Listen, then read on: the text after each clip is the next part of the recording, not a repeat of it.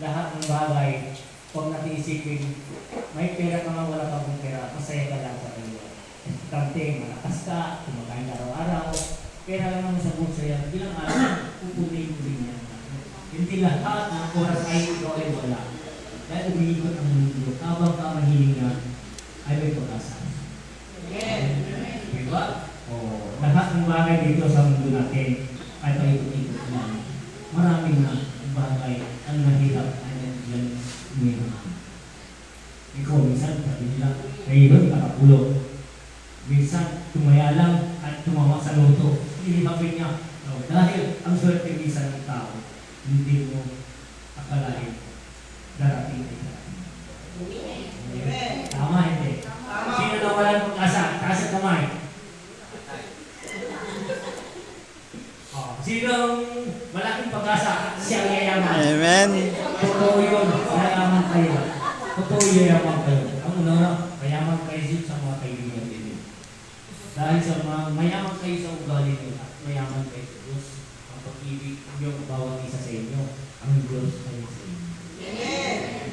Huwag kayo pagdalawang isip. Dahil ang Diyos ay siya, ay darating siya ang papayaman sa inyo.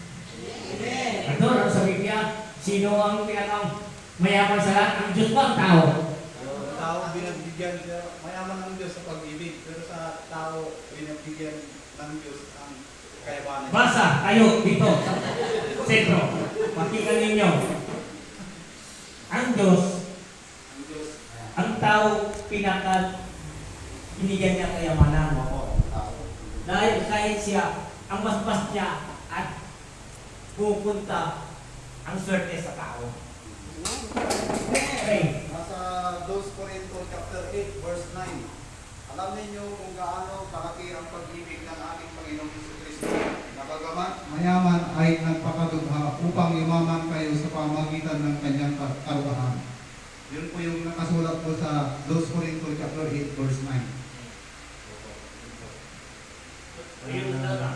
Opo, yun po yung nakasulat po sa 2 Corinto chapter 8 verse 9 na ang Diyos mayaman nagpakadugha para yumaman ang mga tao. Opo, yun po. Alam mo anong dahilan yun?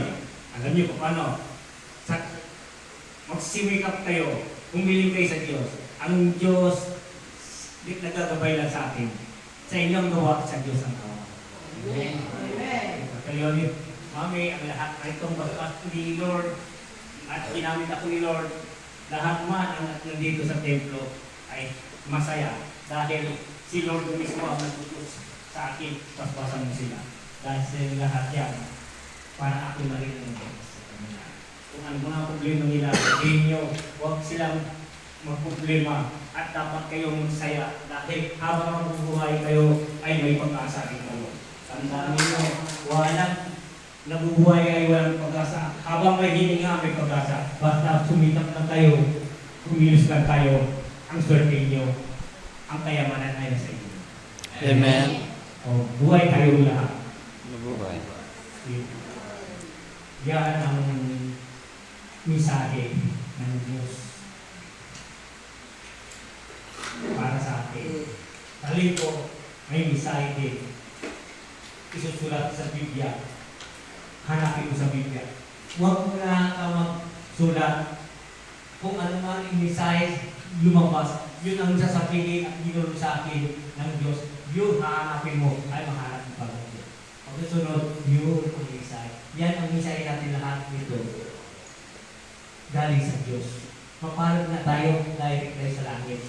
Hanggang sa pagkagamot natin, galing tayo sa langit. Sa Diyos lahat ang kapangyarihan ng lahat dito sa atin.